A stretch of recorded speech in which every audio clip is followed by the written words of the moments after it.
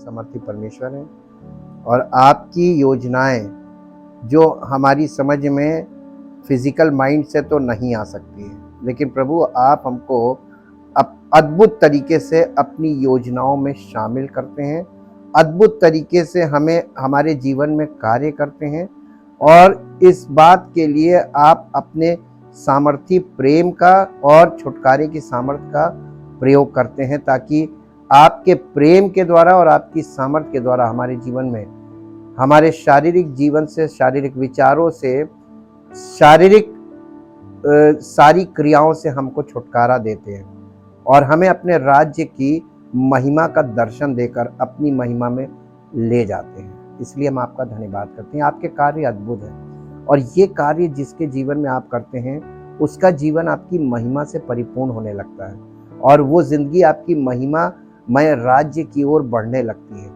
और आपकी सामर्थ्य उसी जीवन से प्रकट होती है और उस जीवन को आप आशीषों से, अपनी सामर्थ्य से परिपूर्ण करते जाते हैं, ताकि आपकी महिमा उस जिंदगी से प्रकट होती है।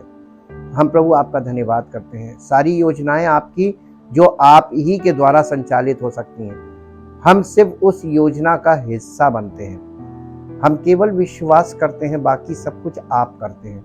हम आपका धन्यवाद करते हैं आपके वचनों के लिए, पवित्र आत्मा के लिए, कलीसिया के लिए, जो कुछ आपने हमें हमारे आत्मिक जीवन के लिए हमको दिया है, उन सब बातों के लिए दिल से आपका धन्यवाद करते हैं और चाहते प्रभु हम सब का जीवन, कलीसिया के एक एक बच्चे का, एक एक व्यक्ति का जीवन आपकी महिमा के द्वारा प्रकट हो और आपकी महिमा का कारण बने और सारी महिमा आपको मिले। इस प्रार्थना को आपके इकलौते पुत्र प्रभु यीशु मसीह के नाम से मांगते हैं, आमीन। Praise the Lord. The glory of God part 92 में हम लोग आज एक स्टेप थोड़ा सा आगे बढ़ेंगे। The purpose of the wilderness in the lives of God's people. परमेश्वर के लोगों के जीवन में ये जो जंगल वाला पार्ट है, निर्जन स्थान वाला, इसका क्या उद्देश्य है, इसके लिए सबसे पहले पढ़ेंगे होशे नबी की पुस्तक 2 अध्याय और उसका 14 पद। इसलिए देखो मैं उसे मोहित करके जंगल में ले जाऊंगा। कहां? जंगल में ले जाऊंगा और वहां परमेश्वर अपने लोगों को मोहित करके जंगल में ले जाता है और जंगल में जाने से क्या होता मालूम है? वहां परमेश्वर हमसे शांति की बातें करता है। शांति का मतलब होता है मेल मिलाप। परमेश्वर के साथ हमारा राइट रिलेशनशिप वहीं बनता है, इन द विल्डरनेस, जंगल में। और जब वो हमें जंगल में ले जाता है, वहीं पर वो हमसे मेल मिलाप की बातें करता है, यानी हमारा परमेश्वर के साथ कैसे मेल मिलाप हो। जैसे हमने कल 3 पॉइंट सीखे थे, आज भी हम इस बात को सीखेंगे कि ये वाला पार्ट, आप किसी भी बाइबल कैरेक्टर को देखें, हर कैरेक्टर जंगल के द्वारा ही अप्रूव्ड होकर परमेश्वर के साथ जुड़ा था। जितने लोग हैं, आप मूसा को ले लीजिए, आप एलिया को ले लीजिए, आप यूहन्ना बपतिस्मा देने वाले को ले लीजिए, आप यीशु मसीह को ले लीजिए, आप यीशु मसीह के चेलों को ले लीजिए, आप पौलुस को ले लीजिए, सबका जंगल से ही शुरुआत हुई है। ये जंगल वाला पार्ट, इसके बिना हमारा जीवन यानी हमारा स्पिरिचुअल लाइफ, मसीही जीवन शुरू ही नहीं हो सकता। ये इंपॉर्टेंट चीज है, पहली बात। दूसरी बात कि हमको ये चीज देखने और सीखने को मिलती है बाइबल से, इस विल्डरनेस के विषय में, जंगल के मार्ग के विषय में, कि परमेश्वर ने, जब परमेश्वर हमें गुलामी के साम्राज्य से छुड़ाता है, सांसारिकता से छुड़ाता है, तो हमारा स्थान बदलता है और वो स्थान जो बदलता है वो लाल समुंदर पार कराता है और पार करा के जंगल आता है। जंगल जो है वो डेस्टिनेशन नहीं है, जंगल जो है वो वे है, मार्ग है। किस जगह का मार्ग? परमेश्वर स्वर्ग के राज्य की अगर बात करता है, जैसे इजराइलियों से उसने कहा था, मैं तुम्हें प्रतिज्ञा किए हुए देश में, प्रॉमिस लैंड की बात कर रहा था। प्रॉमिस लैंड के लिए जो रास्ता था वो रास्ता जंगल का मार्ग था। The way is wilderness to the promised land.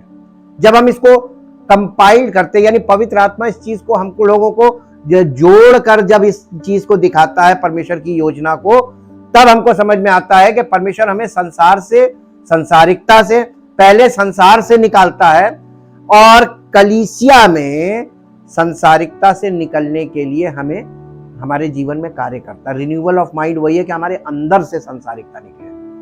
ये इजरायली लोगों से हमें सीखने को मिलता है। इन्हें परमेश्वर ने मिस्र से निकाल लिया था, लेकिन इनके अंदर का मिस्र मार्ग में प्रकट हो रहा था, और इसीलिए परमेश्वर ने कहा था वो मैं तुम्हें जंगल के मार्ग से इसलिए लेकर आया हूं ताकि तुम्हारे मन में क्या है, मनों में क्या है, वो चीजें निकले। और वो सब जंगल में निकली थी, सब प्रकट हुआ था कि उनके दिल में क्या है। उनके दिल में मिस्र था। ऐसे ही आज मसीही विश्वासियों में हमको देखने को मिलता है, कलीसिया के लोगों में हमको देखने को मिलता है कि वो लोग ये कहते हैं कि हम प्रभु पर विश्वास करते हैं और कलीसिया में आ गए, बॉर्न अगेन हो जाते हैं, लेकिन अभी उनको उनके अंदर मिस्र है, संसारिकता है।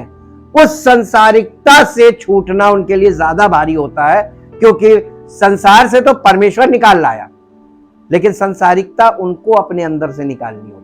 वहां पे जगह, यानी कदम कदम पे एनकाउंटर है। तो ये जो जंगल का मार्ग है, the way is full of encounters. The way, wilderness is the way is full of encounters. ये हर कदम पे मुठभेड़ है यहाँ पर। तो ये मुठभेड़ परमेश्वर के साथ, हमारे विचार और परमेश्वर के विचार, हमारा शरीर की अभिलाषा और परमेश्वर की योजना और इच्छा, ये मुठभेड़ होती है और इसी में काउंटर करना है। और ये चीज हम लोगों को, जो जगत के अंत के हैं, हम लोगों को तो सहायक मिला हुआ है, पवित्र आत्मा और परमेश्वर का लिखित वचन है। उन लोगों के पास कुछ नहीं था, तो हम लोग ज्यादा महत्व रखते हैं कि नहीं, इसलिए परमेश्वर उनको एक बार माफ भी करेगा, लेकिन हम लोगों को नहीं करेगा, क्योंकि इतना सब कुछ देने के बाद अगर हम सही रास्ते पे नहीं चले तो हमारा न्याय के दिन हमारा न्याय बिगड़ना है। Has God's will for you included a period of time in the wilderness? क्या आपका और हमारा, यदि आप अपने जीवन में किसी निर्जन स्थान पर हैं और आप पर है, तो आपको ये उद्देश्य से अधिक पहेली लगता है कि नहीं लगता है कि अरे यार कहां आ गए, हमने क्या कर लिया। Time in the wilderness means facing wilderness struggles, यानी जो विल्डरनेस में जो हमारा समय होता है, वो समय ऐसा होता है कि वो स्ट्रगल से भरा, संघर्ष से भरा समय होता है। एंड विल्डरनेस हार्डशिप्स, यानी कठिनाइयों से भरा हुआ समय होता है। विल्डरनेस क्वेश्चंस, यानी वो निर्जन स्थान वाले, जैसे हम निर्जन स्थान में प्रश्न करते हैं कि हम यहाँ कैसे आ गए, हम यहाँ क्यों आ गए, परमेश्वर हमसे अगर प्यार करता तो हम यहाँ क्यों पड़े, हमारी ये हालत क्यों है। ये विल्डरनेस क्वेश्चंस कहलाते हैं। ये विल्डरनेस क्वेश्चन, लोगों के अंदर ऐसे निर्जन स्थान वाले प्रश्न भरे हुए हैं कि अरे प्रभु ने अगर हमसे प्यार किया है, प्रभु ने हमारे लिए बलिदान दिया है, तो हमारी दशा ऐसी क्यों है। देखिए संसार के लोग जो पाप कर रहे हैं, उनके पास किसी बात की घटी नहीं है, हम तो प्रभु पे इतना भरोसा करते हैं, ईमानदारी से चलते हैं, देखिए हम हैंड टू माउथ है। ये विल्डरनेस क्वेश्चन है। और इस तरीके के क्वेश्चन जब हमारे अंदर से निकलते हैं ना, यही जंगल में हमारे अंदर से मिस्र निकल रहा है, मिस्र के विचार आ रहे हैं। ये निकलना जरूरी है। ये आपके अंदर से, जड़ से आपको साफ कर रहा है परमेश्वर, आपके अंदर से ये क्वेश्चन आना जरूरी है। It can be a place of problems, हो सकता है कि ये जंगल वाला मार्ग, जंगल वाला जो समय है, ये आपके लिए समस्याओं से भरा समय हो। And at a same time, और ठीक उसी समय में, अ प्लेस ऑफ पर्पस। अगर ये समस्याओं से भरा समय है, तो ठीक उसी समय पे ये उद्देश्य से भरा समय भी है। तो आप दोनों पहलू देखिएगा। ये समस्या तो है, लेकिन इसमें परमेश्वर, इसीलिए हम लोग कहते हैं कि जो कुछ भी हो रहा परमेश्वर की योजना के अंतर्गत है। इसमें कुछ भी अपनी इच्छा को पर प्रकट करोगे, प्रभु तेरा धन्यवाद हो। इसीलिए नए नियम में क्या लिखा है, हर बात में धन्यवाद करो। क्योंकि परमेश्वर की प्रभु यीशु मसीह में तुम्हारे से यही इच्छा है। हर परिस्थिति के लिए धन्यवाद करो। अच्छी परिस्थिति के लिए दुनिया के लोग धन्यवाद करते जो परमेश्वर को नहीं जानते, लेकिन बुरी से बुरी परिस्थिति के लिए केवल विश्वासी और परमेश्वर के मसीही लोग धन्यवाद करते हैं। प्रभु तेरा धन्यवाद हो, क्योंकि उसमें एक बड़ी योजना छिपी होती है। और इसीलिए परमेश्वर का वचन पवित्र आत्मा के द्वारा हम लोगों को ये बातें सिखा रहा है। The wilderness is a puzzle from our perspective. हमारे दृष्टिकोण से जो ये जंगल वाला पीरियड होता हमारे जीवन में, कठिन पीरियड, ये हमारे दृष्टिकोण से तो ये एक पहेली है, but from God's perspective of परमेश्वर, लेकिन परमेश्वर के दृष्टिकोण से it is his perfect plan for our life. ये हमारे लिए परमेश्वर की सिद्ध योजना को लाने के लिए होता है। तो आप कभी भी बुरी से बुरी परिस्थिति में जब जाएं, अगर आप मसीही विश्वासी हैं, यीशु मसीह पर विश्वास करते हैं, तो आपका कैसा व्यवहार होना चाहिए। अपने आप को पीड़ित कभी मत दिखाइए दुनिया को। ये शरीर का काम है कि शारीरिक लोग जो है अपने आप को पीड़ित, विक्टिम दिखाते हैं, देखो हम तो पीड़ित हैं। नहीं, बुरी से बुरी परिस्थिति में आप परमेश्वर की महिमा कर सकते हैं। इन एवरी सिचुएशन, हर परिस्थिति उसकी महिमा का कारण बनती है। इवन मसीह लोगों की मृत्यु भी परमेश्वर की महिमा का कारण बनती है। लिखा है कि धर्मी की मृत्यु उसकी महिमा प्रकट करती है, जैसे यीशु मसीह की मृत्यु से हुआ था। इसीलिए हमेशा याद रखिए कि हमारे जीवन में जो कुछ भी घटनाएं घट रही हैं, अकॉर्डिंग टू हिज प्लान है। अगर हम उस पर विश्वास करते हैं, हमारा भरोसा उस पर है, और हमारा भरोसा उस पर नहीं है, तो ये शैतान की ओर से भी हो सकता है। और वो भी आपके जीवन को, आप अय्यूब के जीवन को जब स्टडी करते हैं इस पर्सपेक्टिव में, यानी इस दृष्टिकोण से, आप देखिए कि अय्यूब पीड़ित तो था, लेकिन उसकी पीड़ा का कारण उसका बुरा, यानी परमेश्वर का उद्देश्य था उसके जीवन से, जो बुरे के लिए नहीं बल्कि परमेश्वर की महिमा के लिए था। और इसीलिए उस पुस्तक को जब आप परमेश्वरीय दृष्टिकोण से देखेंगे तो वो पुस्तक कुछ और आपको दिखाएगी, लेकिन अगर आप मानव दृष्टिकोण से देखेंगे तो उसको एक पीड़ित मनुष्य के रूप में देखेंगे कि धर्मी लोग ऐसे ही पीड़ित होते हैं। और प्रचारक भी दो प्रकार के होते हैं। फिजिकल माइंड का प्रचारक वहां से आपको पीड़ा का प्रचार करेगा, लेकिन अगर पवित्र आत्मा से प्रेरित तो वहीं से परमेश्वर की महिमा भी प्रकट कर देगा। इसलिए आपको ये देखना चाहिए कि कौन व्यक्ति किस माइंड का है, स्पिरिचुअल माइंड है, फिजिकल माइंड है। If you are at a wilderness place, अगर आप निर्जन स्थान में हैं, विल्डरनेस प्लेस में हैं इन योर लाइफ, अपने जीवन में, you may find it to be more puzzle than purpose. तो आपको ऐसा लग रहा होगा कि ये उद्देश्य से ज्यादा ये पहेली लग रहा होगा। यू माइट बी ओवरवेल्म्ड, आप हो सकता है कि बहुत ज्यादा, ओवरवेल्म का मतलब होता है कि जरूरत से ज्यादा भावुक हो जाना। जरूरत से ज्यादा आप हो सकता है भावुक हो जाते हो, एंड कंफ्यूज्ड। और जो लोग जरूरत से ज्यादा भावुक होते हैं वो कंफ्यूज लोग होते हैं। जो कंफ्यूज होते हैं वो ही ओवरवेल्म्ड होते हैं। ये साइकोलॉजी है। परमेश्वर का वचन हम लोगों को साइकोलॉजिकली स्ट्रॉन्ग करता है ताकि हम इमोशनली बैलेंस्ड हो। इमोशन में बैलेंस होना बहुत जरूरी है, और ये बहुत इम्पॉसिबल चीज है मनुष्य के लिए खुद करने के लिए। You might find yourself questioning God's wisdom. हो सकता है कि हम लोग ऐसी दशा में जब हो तो हम परमेश्वर से प्रश्न कर रहे हो, जैसे अय्यूब भी प्रश्न कर रहा था, अय्यूब ने भी किया। ये एक मानव बुद्धि है और एक मानव स्वभाव है कि एक खरा मनुष्य जब विपत्ति में पड़ता है तो वो अपनी धार्मिकता को आड़ बना के खड़ा हो जाता है। देख, मैं तो ये करता नहीं हूं, मैं गलत हूं नहीं, लेकिन मेरे साथ ऐसा क्यों हो रहा है। आपने हो सकता है ऐसा एक भी केस अपनी लाइफ में डील नहीं किया, मैंने किया है।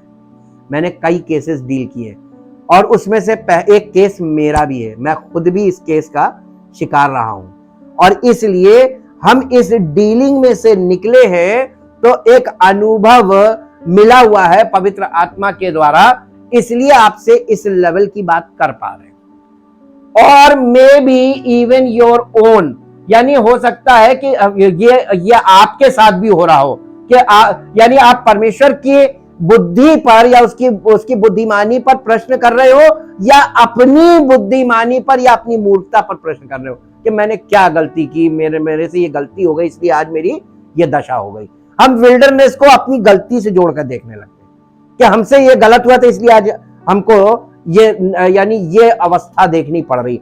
ये दोनों ही विचार गलत है, ये दोनों ही विचार गलत है। Did you get to that place by God's guidance or did you get there by misreading of God's guidance? ये बता रहे हैं कि आप जंगल में परमेश्वर के मार्गदर्शन के द्वारा जंगल के निर्जन स्थान में पहुंचे हैं, या आपको ये लगता है कि आप ये परमेश्वर की योजना थी और आप उस योजना को अपने आप से यानी खुद के मार्गदर्शन में आप वहां पे चले गए। कई बार लोग मालूम है परमेश्वर के पवित्र आत्मा के मार्गदर्शन में नहीं चलते हैं और निर्जन प्लेस पे चले जाते हैं और फिर वो अपने आप को ब्लेम करते हैं और परमेश्वर को ब्लेम करते हैं। लेकिन जब परमेश्वर का आत्मा आपको जंगल में लेके जाएगा तो आपको भटकने नहीं देगा, पहली पहचान बताएं। लेकिन अगर परमेश्वर की आत्मा के द्वारा आप निर्जन स्थान में नहीं गए, आप परमेश्वर आपने वचन पढ़ा कि यीशु मसीह जंगल में गया था और पवित्र आत्मा के सिखाए से गया था, तो आपने ये अज्यूम किया कि देखो हम तो मसीही विश्वासी हैं और कलीसिया में जाते हैं और हम बाइबल पढ़ते हैं, हम प्रार्थना करते हैं, दशमांश देते हैं, हम भी विश्वासी हैं। तो आपने उस चीज को पढ़ के, देखिए इसमें लिखा हुआ है ना, get there by misreading of God's guidance, यानी परमेश्वर के मार्गदर्शन को गलत ढंग से पढ़ लेना या परमेश्वर के वचन को पढ़कर गलत अर्थ ले लेना, अपने ऊपर लागू कर लेना, जैसे कल भी मैंने बताया था, ये आपको गलत मार्गदर्शन हो जाएगा आपका और आप निर्जन स्थान में पहुंच जाएंगे, वहां भटकेंगे क्योंकि आप परमेश्वर की आत्मा के सिखाए से वहां नहीं गए। इसलिए दो प्रकार के लोग इसमें जाके फंस जाते हैं। ठीक, कोई व्यक्ति जेन्युइनली बॉर्न अगेन होने के बाद पवित्र आत्मा के मार्गदर्शन में निर्जन स्थान में जाता है, विल्डरनेस में, लेकिन कोई उसके साथ दूसरा है वो उसको कॉपी कर रहा है, उसके पीछे पीछे चला जाता है। इसका मतलब इजराइलियों में से जेन्युइन लोग बहुत कम थे जो परमेश्वर के मार्गदर्शन को समझ रहे थे, लेकिन उनको देखा दाखी उसके साथ के परिवार के सब लोग सदस्य होने के कारण लोग ज्यादा गए। इसीलिए नए नियम में लिखा है बुलाए हुए बहुत है, चुने हुए थोड़े। तो आ तो ज्यादा जाते हैं लेकिन उसमें से छंटते हैं, जो छंटते हैं वही परमेश्वर के राज्य में पहुंच पाते हैं। By his guidance and by his power, वही हमें पहुंचाता है, हमको पहुंचना नहीं है। अब हम चलते हैं आज के तीसरे और मुख्य पॉइंट पर। The wilderness is a place of revelation. ये जो जंगल का मार्ग है ना, यीशु मसीह ने क्या कहा? मार्ग, सत्य और जीवन मैं ही हूं। तो यीशु मसीह वो मार्ग है जिसमें शुरुआत में जंगल आएगा और उसने जंगल से ही शुरुआत की थी, तो आपके साथ जंगल वाला पार्ट पहले आ जाता मसीही जीवन में हम लोगों के लिए, और हम लोगों के लिए जंगल वाला पार्ट आता है, वहां से हमारी शुरुआत होती मसीही जीवन की और उसके बाद हम आगे बढ़ते हैं। लेकिन ये जंगल वाले पार्ट में कल हमने क्या देखा था? इसमें सबसे पहला काम है सेपरेशन, फिर है प्रिपेरेशन और फिर तीसरा क्या था? सरेंडर। ये तीन पार्ट होते हैं।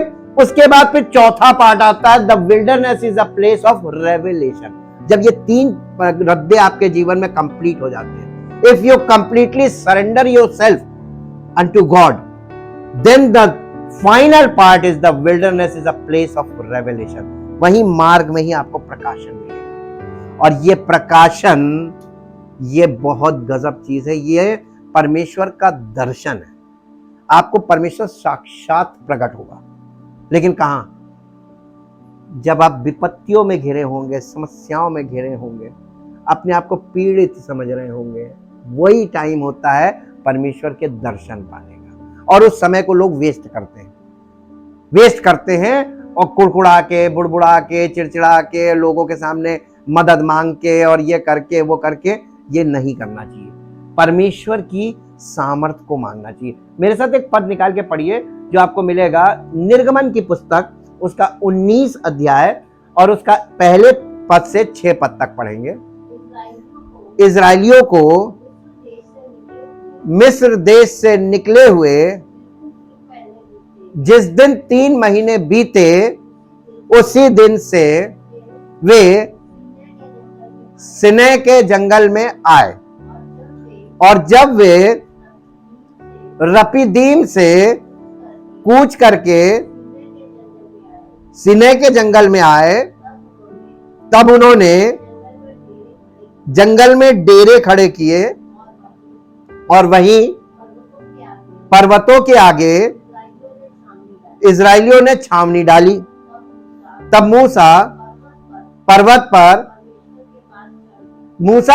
पर परमेश्वर के पास चढ़ गया, और यहोवा ने पर्वत पर से उसको पुकार कर कहा,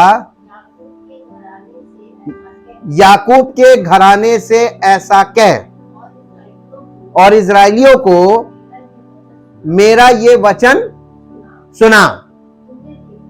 तुमने देखा है कि मैंने मिस्रियों से क्या क्या किया, तुमको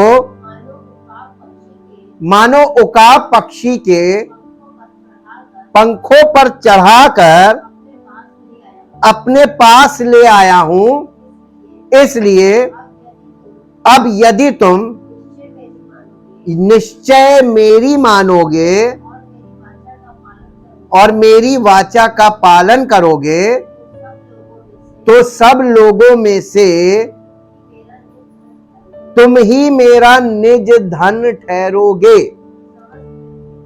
समस्त पृथ्वी तो मेरी है और तुम मेरी दृष्टि में याजकों का राज्य और पवित्र जाति ठहरोगे। जो बातें तुझे इजराइलियों से कहनी है वो ये ही हैं, यानी ये बात इजराइलियों को बताओ कि इजरायली परमेश्वर की दृष्टि में परमेश्वर उनको क्या बनाने के लिए ले जा रहा है, परमेश्वर के लिए वो क्या वैल्यू रखते हैं, और परमेश्वर का तुम मेरा निज धन ठहरोगे। ये बहुत बड़ी बात है। हम लोग दुनियावी धन के लिए मरे जा रहे हैं और परमेश्वर हमको अपना धन बनाना मांग रहा है। कितनी बड़ी चीज है, और उसके विचार हमारे लिए कितने महान हैं। और ये लोग जो है वो मूसा के द्वारा, तो ये प्रकाशन था। अब इस प्रकाशन को नए नियम में परमेश्वर ने अपने पुत्र के द्वारा पूरा करने के लिए कैसे किया। मेरे साथ निकाल लीजिए पहला पत्रस, नए नियम में पहला पत्रस और उसका 2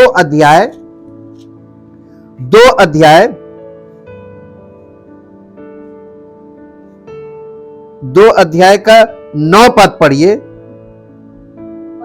पर तुम एक चुना हुआ वंश और राजपदधारी याजकों का समाज और पवित्र लोग और परमेश्वर की निज प्रजा हो। देखिए यहां पे आके वही बात बोली जा रही ना जो उनको बोली थी, वही फिर बोल रहा रिपीटेडली वहां, इसलिए कि जिसने तुम्हें अंधकार में से अपनी अद्भुत ज्योति में बुलाया है, उसके गुण प्रकट करो। इसलिए तुमको ये उपाधियां दे रहा है, तुमको ये मालूम हो कि परमेश्वर तुमको क्या देख रहा है। ये प्रकाशन है, ये हमको प्रकाशन दे रहा है, इजराइलियों को दे रहा था, आज मसीह लोगों को भी यही प्रकाशन है कि परमेश्वर के प्रजा होने का मतलब तुम क्या हो। ये देखो पोस्ट, यानी राजपदधारी याजकों का समाज। तो हमें परमेश्वर क्या बनाना मांग रहा है? अपने यानी पुत्र के राज्य में यीशु मसीह याजक भी है और राजा भी है, मेलिकिसिदक की रीति के पर। हम लोगों को भी वही बनाना मांग रहा है कि हम भी याजक और राजा दोनों हो। इसलिए राजपदधारी याजकों का समाज हो, किंगली प्रीस्टहुड। तो ये हमको बहुत ऊंची उपाधि दी जा रही है। ये प्रकाशन था। When the center of God's will is the wilderness, यानी परमेश्वर की जो इच्छा है उसका जो केंद्र है वो विल्डरनेस है। वहीं से परमेश्वर की, वहीं पर यानी जंगल में ही, निर्जन स्थान में, ऐसी अवस्था में जब हम लोग होते हैं, तब परमेश्वर की ये इच्छा और योजना हमारे जीवन में प्रकट भी होती है। और जब हम सरेंडर करते हैं तो हमारे जीवन में वहीं से शुरू होती है, प्रकाशन के द्वारा। और इसीलिए हमें प्रकाशन मिलना बहुत जरूरी है कि हम हैं क्या, परमेश्वर हमको क्या बनाने के लिए निकाल के लाया है। और हम लोग वहां से निकलते हैं, हम भक्त बन रहे हैं। तो प्रभु यीशु मसीह में और परमेश्वर में भक्त है ही नहीं। ये भक्ति वाला पार्ट जो आपको दिखाई दे रही है, तो गलत है। इसका मतलब गलत प्रकाशन लोगों को दिया जा रहा है। परमेश्वर ने किस उद्देश्य से आपको वहां से निकाला है, जब आपको यही नहीं मालूम है, तो आप परमेश्वर की योजना को अपने जीवन में कैसे समझेंगे और कैसे आप चलेंगे। मार्गदर्शन आपको मिलेगा नहीं, भटके, आप जंगल में भटकते रहेंगे, जैसे आज बहुत से लोग भटक रहे हैं। इसलिए हमको इस बात को देखना है कि ये प्रश्न है कि God's will is the wilderness, what is God's purpose. परमेश्वर का अपनी इच्छा को लेकर उद्देश्य क्या है। God brought them into the wilderness to bring them to himself. परमेश्वर उन लोगों को मिस्र से निकाल कर जंगल में ले गया था, मालूम काहे के लिए, ताकि उन्हें अपना बना ले। यानी परमेश्वर के साथ उनका एक गहरा रिश्ता हो जाए, वो उस पर भरोसा करे और परमेश्वर भी उन पर भरोसा करे कि ये डगमगाएंगे नहीं, ये धोखा नहीं देंगे। ये परमेश्वर का, अब आप परमेश्वर का वचन परमेश्वर के उस अनुभव को हम लोगों को बताता है जो परमेश्वर ने उन लोगों के साथ अनुभव प्राप्त किया। परमेश्वर का अनुभव क्या कहता है इजराइलियों को लेकर, अच्छा था कि बुरा था? है बुरा नहीं, बल्कि कहिए बहुत खराब अनुभव था। परमेश्वर मायूस हो गया था, निराश हो गया था उन लोगों से, क्योंकि वो किसी भी रीति से उनको अपना लेना चाह रहा था, लेकिन वो किसी भी रीति से परमेश्वर को अपनाने को तैयार नहीं थे। बहुत कड़वा अनुभव था, इसलिए परमेश्वर उनसे नाराज हो गया। लेकिन परमेश्वर की योजना जो उन इजराइलियों के लिए थी, इस योजना को परमेश्वर ने और बड़ा कर दिया, इसको यूनिवर्सल प्लान कर दिया कि अब मैं समस्त मानव जाति को अपने पुत्र को बलिदान करके सबको कॉल दूंगा। और जो कोई, इस जंगल वाले पार्ट से ही शुरू होगा, और जो कोई स्वेच्छा से आएगा और इस मार्गदर्शन में, इसीलिए वचन बाइबल कंप्लीट कर दी गई। हम लोगों के समय तक बाइबल कंप्लीट है, ताकि हम बहाना ना बना सके। हम कोई, हमारा कोई भी, हम किसी भी प्रकार का ऐसा तर्क नहीं दे सकते अब कि प्रभु हम तो ये चीज हमारी समझ में नहीं आती। क्यों नहीं आई? तुम दुनिया में अच्छा डॉक्टर ढूंढते हो ताकि तुम्हारा इलाज सही हो, तो तुम एक सही बंदा नहीं ढूंढता है? क्यों नहीं? तो ऑप्शन हमारे पास अब नहीं है बचने का, कोई बहाना नहीं चलेगा अब। इसलिए, और अब पवित्र आत्मा भी है, और अब तो सोते खोल दिए। अब आप कोई ये नहीं कह सकते कि हमें पता नहीं चल पाया, तब और मार पड़ेगी। क्यों? पूरी दुनिया में शोर मचा, तुमने सुना जरूर होगा, तुमने मन नहीं लगाया। पता तो चला था, लेकिन तुमने एक्सेप्ट नहीं किया। अब देखिए, when Jesus start his ministry, जब यीशु मसीह ने अपनी सेवकाई शुरू की, he called disciples। सबसे पहले उसने क्या किया? चेलों को बुलाया, ठीक, नाम ले लेकर बुलाया उसने। He called unto him 12 disciples। उसने अपने लिए 12 चेलों को नाम लेकर बुलाया, और जिस जिस को बुलाया वो तुरंत आया, किसी ने भी टाइम नहीं लिया। और देखिए वो तुरंत आया। Did he call them to him to give them assignment? क्या यीशु मसीह ने उनको किसी विशेष कार्य के लिए बुलाया था? चेलों को? हाँ, यस। बिना मतलब के कोई नहीं बुलाता, उसने विशेष कार्य के लिए बुलाया था। But the preparation for that assignment came out of being with him। लेकिन यीशु मसीह ने जिस कार्य के लिए बुलाया था अपने चेलों को, वो कार्य कैसे उनके जीवन में कैसे प्रकट होगा? और वो उसने क्या लिखा है? But the preparation for that, यानी जिस कार्य के लिए उसने बुलाया उसके लिए तैयारी ये थी कि हमको Yeshu, that assignment came out of being with him, यानी वो असाइनमेंट ये था कि हम यीशु मसीह के साथ रहें, उसके साथ चले फिरें, उसके साथ बोले चाले, उसके साथ खाए पिए, उसी के साथ रहें। तो चेले उसके साथ रहते थे टोटल एवरी टाइम। रात के समय यीशु मसीह कहां जाता था? रात के समय यीशु मसीह निर्जन स्थान में जाता था, जंगल में, ये उसका रूटीन था। और चेले उसके साथ जाते थे, चेले उसके साथ जाते थे, और वो जंगल के अनुभव को चेलों को सिखाता था। आप देखिए, जब वो गतसमनी में भी गया था तो वो थोड़ी दूर पे आगे बढ़ के गया एकदम अकेले, और वहां पर जाकर वो प्रार्थना कर रहा था। तब चेले सो रहे थे।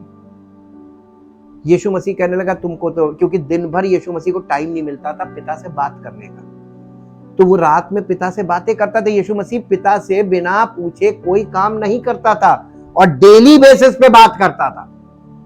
और चेलों को यही चीज वो सिखा रहा था कि प्रतिदिन तुम अपने दिन भर की रिपोर्ट दो और नेक्स्ट डे का करिकुलम लो, यानी क्या करना है नेक्स्ट डे। आजकल के लोग मालूम कैसे हैं? आजकल के लोगों का माइंड थोड़ा फर्क है। वो कहते हैं हमें एक बार बता दो क्या करना है, बस छोड़ दो, फिर हम अपने मन से करेंगे। परमेश्वर के साथ ऐसे नहीं चलेगा। आप शारीरिक जीवन में ऐसा कर सकते हैं, लेकिन परमेश्वर के साथ, परमेश्वर सेट पैटर्न में काम नहीं करता है। परमेश्वर परिस्थिति के अनुसार आपको बताएगा कि अब ऐसे करो। जैसे टेक्निकल लोग कभी भी परफेक्ट प्लान नहीं रखते, वो लोग क्या करते हैं मालूम है? फ्लेक्सिबल रहते हैं, यहां से नहीं होगा तो यहां से करेंगे। आपने बोरिंग करी, पानी नहीं निकला, तो बोरिंग करने वाला कहेगा यहां पे नहीं निकलेगा, जगह बदलेंगे, फिर वो जगह चुनेगा। आपने पहले बताया यहां करो, तो पहले वहीं करेगा जहां आपने बताया। जब वहां से नहीं निकलेगा कहेगा अब मैं जहां बता रहा हूं वहां करो, फिर वो वहां करेगा जहां वो कह रहा है, और आपको करवानी पड़ेगी और पानी निकलेगा। इसलिए परमेश्वर एक्सपर्ट है और हम अनट्रेन्ड, तो हमारे हिसाब से वो नहीं चलेगा, हमको उसके हिसाब से चलना। तो हमको क्या करना है? परफेक्ट प्लान देगा है ना? परफेक्ट प्लान हो ही नहीं सकता है, रूटीन वर्क नहीं है। मसीही जीवन, विश्वासी का जीवन, आत्मिक जीवन, ये सब एक ही बात है। आत्मिक जीवन रूटीन में नहीं चलेगा। ऑलवेज रिमेंबर, गांठ बांध लो। और जब तुम रूटीन बनाओगे तो वो आत्मिक जीवन नहीं होगा, वो परंपरा हो जाएगी। आत्मिक जीवन परंपरा नहीं है, इसीलिए कोई नहीं चल पा रहा है। सब एक परंपरा पकड़ना मांगते हैं, और परंपरा में मसीही जीवन नहीं चल सकता। मसीही जीवन चलेगा परमेश्वर की इच्छा और योजना में। और वो देखिए, आप लोगों ने ध्यान नहीं दिया।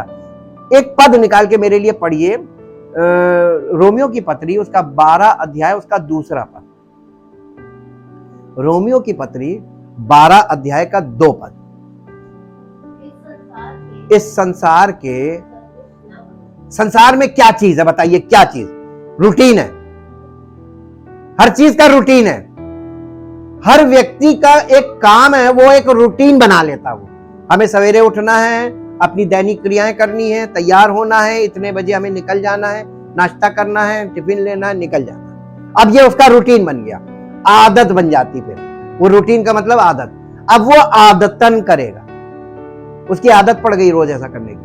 और छुट्टी के दिन भी कभी कभी लोग तैयार हो जाते हैं, उनको ध्यान ही नहीं रहता कि आज छुट्टी है।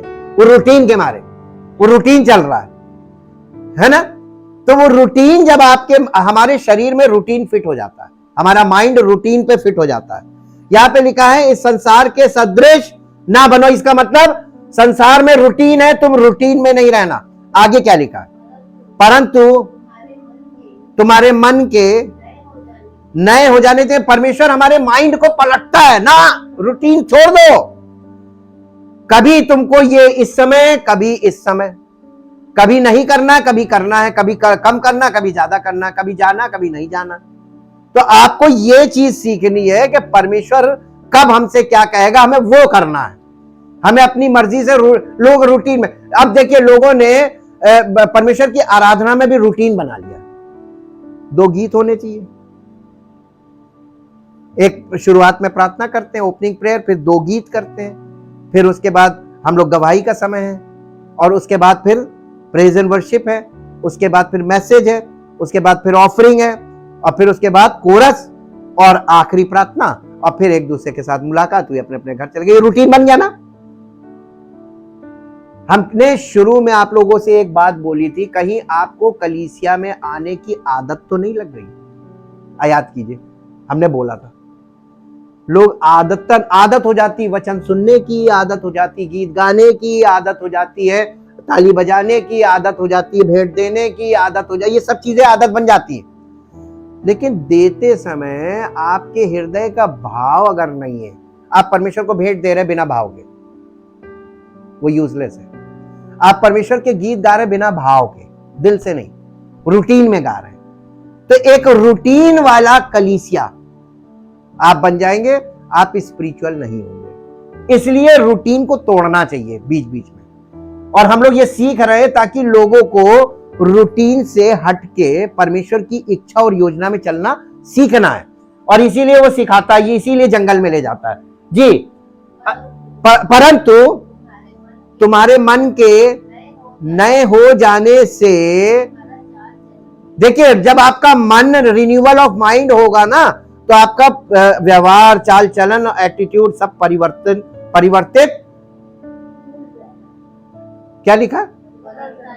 बदलता जाए, बदल जाए नहीं लिखा है। इसका मतलब एक झटके में नहीं बदलेगा। आपका जैसे जैसे माइंड वचन के अनुसार रिन्यू होगा, इसका मतलब जितना माइंड में वचन जाएगा आपकी समझ में, उतना आपके अंदर परिवर्तन होगा लाइफ में। और उसके बाद क्या लिखा है?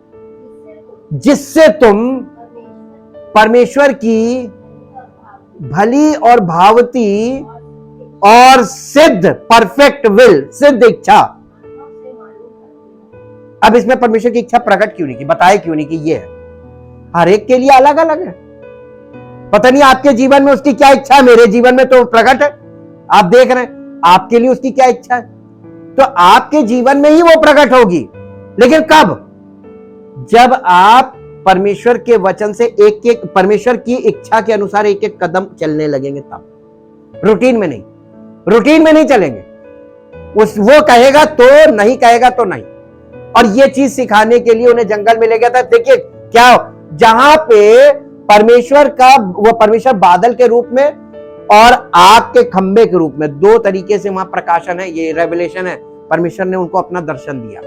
बादल जहां पर रुक जाता था, वहीं पर वो डेरे डालते थे। इसका मतलब उनको अब यहां ठहर जाना, क्योंकि परमेश्वर ठहर गया। और जब परमेश्वर का बादल उठ जाता था, वो लोग तुरंत पैकअप करते। वो रात का समय भी हो, हम लोगों ने डिटेल स्टडी की इसकी, तो रात हो चाहे आधी रात हो चाहे कुछ हो, उनको चलना तो चलना है।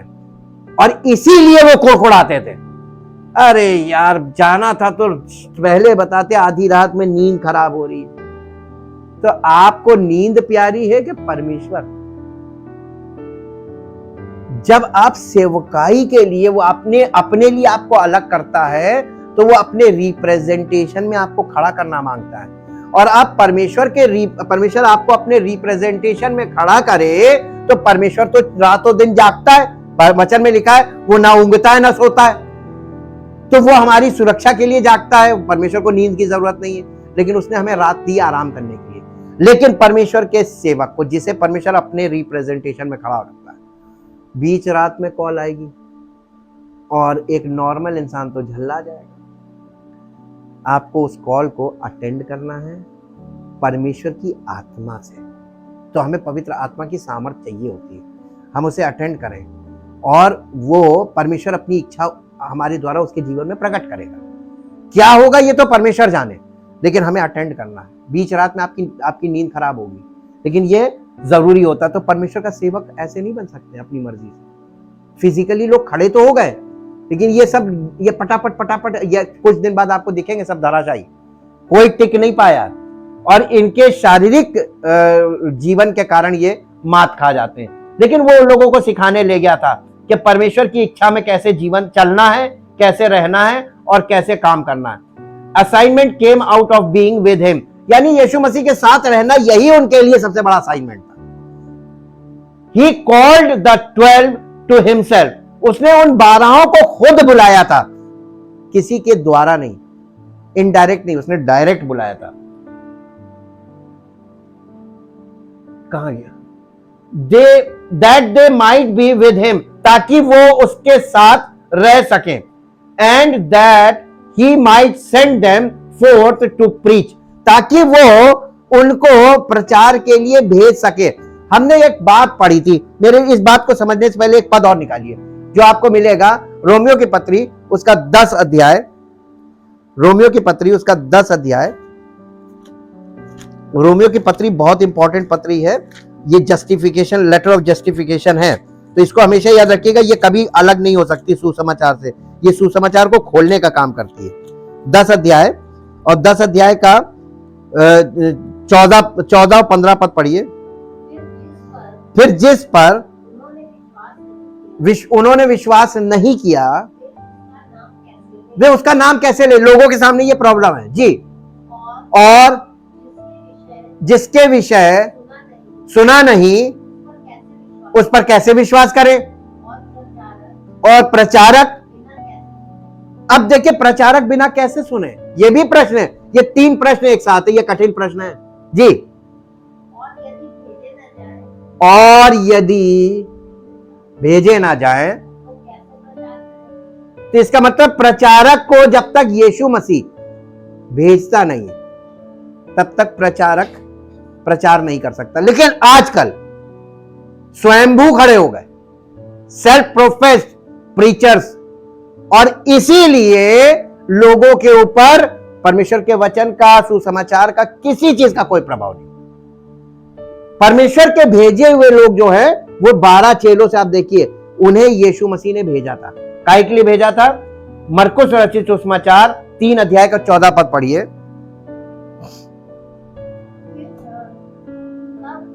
तब उसने 12 पुरुषों को नियुक्त किया कि वे उसके साथ साथ, पहले नियुक्त किया कि वो उसके साथ साथ रहे, और वो उन्हें भेजे कि वे प्रचार करें और दुष्ट आत्माओं को निकालने का अधिकार रखें। तो ये अधिकार दिया गया था ना, डेलीगेटेड पावर है, तो यीशु मसीह ने उनको अधिकार दिया था। इसका मतलब यीशु मसीह जिसको भेजता है उसको अधिकार देता है, तो वो अधिकार के साथ बोलेगा आपसे और अधिकार के साथ काम करेगा।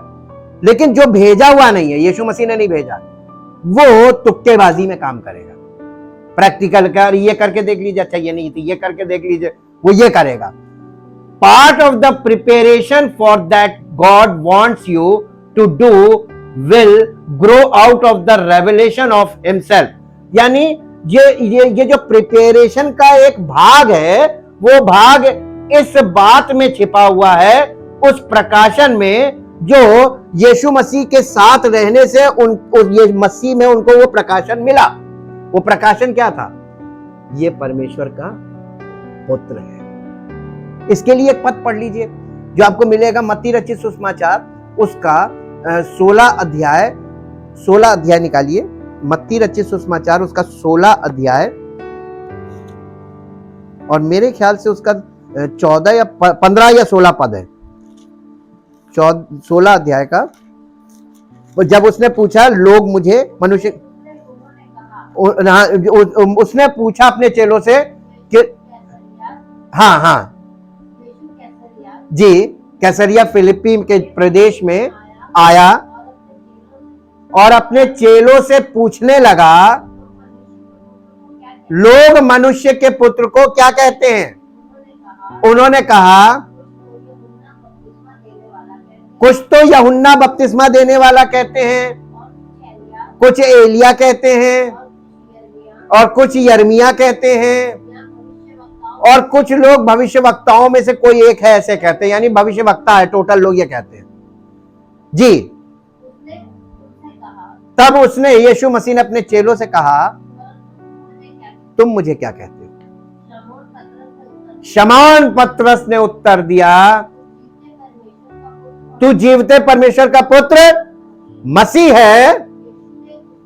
यीशु ने उसको उत्तर दिया, हे शमौन, योना के पुत्र तू धन्य है, क्योंकि मांस और लहू ने नहीं परंतु मेरे पिता ने जो स्वर्ग में है ये बात तुझ पर प्रकट की है। इंग्लिश में लिखा है my father reveal this thing to you, यानी Jesus is the revelation of God. और ये चेलों को साथ रहने से ये प्रिपरेशन हो गई कि वो ये पहचान गए कि ये है कौन। ठीक, राइट आइडेंटिफिकेशन। और ये पहचान उनको, उनकी प्रिपरेशन का पहला भाग है मसीह को पहचान लेना। ये सबसे पहला प्रकाशन है। और इन लोगों को जब ये इसको, इन सब चेलों को ये समझ में आ गया, इसको यीशु मसीह ने साबित किया रूपांतरण में 3 को ले जाकर। उसका पूरा स्वरूप चेंज हुआ, वो देखकर दंग रह गए और उन्होंने कहा वाकई। और उसी समय वो उसको सलाह देने लगे और वो करने लगे। फिर आकाशवाणी हुई। तो आप देखिए नए नियम में पिता, पुत्र, पवित्र आत्मा तीनों एक साथ काम कर रहे हैं, ट्रिनिटी काम कर रही है। और वहां पे आकाशवाणी हुई, ये मेरा प्रिय पुत्र है, इसकी सुनो, बोलो मत। तो चेलों को वहां पर ये डांट पड़ी थी कि इसको सलाह मत दो, बल्कि ये जो कह रहा उसको करो। तो ये हमेशा याद रखिए, उतने स्टेप चलने हैं जितना आपको बोला जाए, और वो नहीं करना है जो नहीं बोला गया। अज्यूम करके कुछ नहीं करना, रूटीन में नहीं करना है, अज्यूम में नहीं करना, अजम्पशन में नहीं करना, बल्कि परफेक्शन के साथ। तो परफेक्ट विल आपको क्लियर होनी चाहिए, और ये यीशु मसीह के साथ रहने से ही ये काम होता है। Revelation is in some wilderness. ये देखिए ये वाला पार्ट पूरा हो रहा है, where God separate us from, grow out of the revelation of himself that he gives you. जो वो तुमको प्रकाशन देना मांगता है, यीशु मसीह के साथ रहने से वो प्रकाशन तुमको मिल जाएगा। The only place we can be readied to receive the revelation is in some wilderness। ये आपके जीवन में परमेश्वर के प्रभु यीशु मसीह पर विश्वास करने के बाद जो निर्जन स्थान वाला जो पीरियड आता है, कठिन समय जो आता है, हार्डशिप, ट्रायल, टेस्टिंग, या किसी भी रूप में आ सकता है, किसी भी प्रकार का विल्डरनेस का जो पीरियड है, इसी में आपको आपका हृदय और माइंड बिल्कुल तैयार होता है इस प्रकाशन को लेने के लिए। हमेशा याद रखिएगा, ये कभी भी आपको ऐसे समय में नहीं आएगा, ये इसी कंडीशन में आएगा वेयर गॉड सेपरेट्स अस, जहां पर ये विल्डरनेस में ही, जहां पर परमेश्वर हमको सेपरेट करता है, अलग करता है from what we have learned, ताकि हमने क्या सीखा है उस बात से हमें अलग करता है, टू लीन ऑन, ताकि हम उस बात पे टेक लगाए, उस बात पे टिक जाएं, in order that he can show us that we need to lean on him alone, ताकि हम जो हमने सीखा है उसको नहीं, बल्कि हम प्रभु यीशु मसीह पर पूरी तरीके से भरोसा करके उस पर टेक लगा ले, कि केवल उसी पर टेक लगाएं कि वो हमसे क्या चाहता, हमें वो करना। और मालूम है संसार में क्या चल रहा है, लोगों को बताए चैप्टर्स दे दिए जाते हैं, उनको ये सिखा दिया जाता, तुम्हें ये करना, तुम्हें ये करना, तुम्हें ये करना। ये तो रूटीन वर्क हो गया। ये प्रभु यीशु मसीह का काम नहीं है।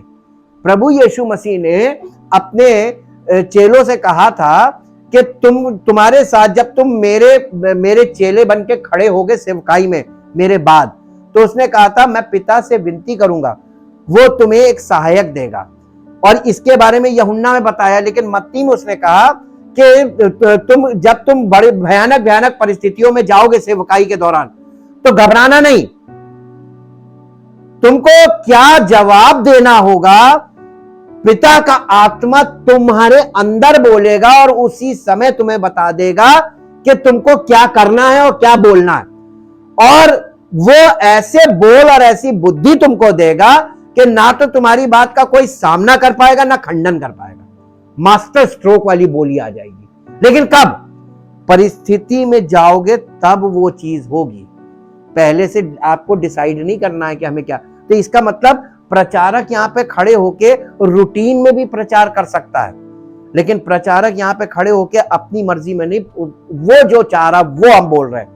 तो ये बिल्कुल अद्भुत अनुभव होता है, बोलने वाले के लिए भी, सुनने वालों के लिए भी। इस बात को सीखिए कि परमेश्वर में स्पिरिचुअल लाइफ में रूटीन लाइफ नहीं है, ये लाइफ ऑफ एडवेंचर है। आपको कभी कुछ मिलेगा, कभी कुछ मिलेगा, कभी बहुत भयानक समस्या दिखेगी और फिर उसका समाधान भी दिखेगा। जब उन्हें भूख लगी, मूसा को नोचने लगे, चिड़चिड़ाने लगे, कुड़कुड़ाने लगे, मारने के लिए जंगल में ले आया। परमेश्वर ने सुन लिया। परमेश्वर ने मूसा से कहा, उनसे डायरेक्ट कभी नहीं बात की, मूसा से कहा इनसे कहो सुबह घर से बाहर निकलो, हर घर से एक बंदा जाए, अपने घर के मेंबर्स की संख्या के हिसाब से मन्ना गिराऊंगा, उठा ले। खाने को दिया, लेकिन उनका पार्टिसिपेशन जरूर रखा भोजन में, कि मुंह में निवाला नहीं डाला। गिराऊंगा, रूटीन, ये रूटीन है तुम्हारा। और उन्होंने जब इसको रूटीन बनाया, परमेश्वर ने फिर रूटीन तोड़ा। कैसे तोड़ा? उसने छठे दिन कहा कि आज के दिन डबल मिलेगा। तो इन लोगों को समझ में नहीं आया। कुछ लोगों ने अपना एक ही दिन का बटोरा और दूसरे दिन मिलना नहीं था। जब दूसरा दिन आया, बाहर जाके ढूंढने लगे, नहीं था। फिर मूसा के पास गए कि मन्ना नहीं मिला। तो मूसा ने कहा कि नहीं, छठे दिन डबल बोला था, तुमको डबल उठाना था। तुम लोग एक दिन का ले गए और एक दिन का ले गए, आज तो गिरेगा नहीं, आज तो छुट्टी है परमेश्वर के यहाँ। परमेश्वर आज के दिन छुट्टी रखता है, तो तुम्हारी भी छुट्टी है, विश्राम दिवस है। तो उनको यह सिखाना था विश्राम दिवस को कैसे उनको मानना है, यह भी सिखा रहा था। और यह भी सिखा रहा था कि भोजन के लिए तुमको घर से निकलना है। आज भी वही रूटीन है, आपको भोजन के लिए रूटीन रूप से आपको रोज निकलना होता है अपने जॉब पे। लेकिन सबत के दिन छुट्टी रहनी चाहिए। नहीं है छुट्टी, तुम्हारे यहां नहीं होती है, तुम्हारे यहां कानून नहीं है, छुट्टी लो। अगर तुम परमेश्वर की संतान हो तो छुट्टी लो। तुम अपनी छुट्टी उस दिन के, तुम हफ्ते में एक ऑफ मिलता है, मेरा ऑफ इस दिन का, लेकिन तुम अपना स्टैंड लो। ये परमेश्वर सिखा रहा था उन लोगों को। ऐसे ही हम लोगों को सीखना है, हमें अपने हिसाब से सीखना, उनको उनके हिसाब से सीखा। लेकिन जंगल में वो भी थे, जंगल में हम भी हैं। हम कंक्रीट के जंगल में हैं। जंगल का मतलब होता है प्लेस ऑफ कंफ्यूजन, और जहां पर आपको जब तक कोई आपको कुछ देना तो आपको प्राप्त ना हो। आप ऐसी अवस्था में हो कि आपको कोई चीज की जरूरत है तो आप लोगों की तरफ देख रहे हैं, आप प्रोविजन ढूंढ रहे हैं, ऑप्शंस ढूंढ रहे हैं, लेकिन आपका भरोसा किस पर होना चाहिए? जो सब कुछ बहुतायत से दे सकता है। ये कब सीखेंगे? ये जंगल के पीरियड में यही तो सिखाना मांग रहा था। Thank you, thank you, thank you Lord. परमपिता परमेश्वर, हृदय से आपका धन्यवाद करते हैं। एक ही विनती है प्रभु हमारी, हम सब लोग प्रतिदिन का जीवन जीना शुरू करें। प्रतिदिन का मतलब प्रतिदिन का जीवन।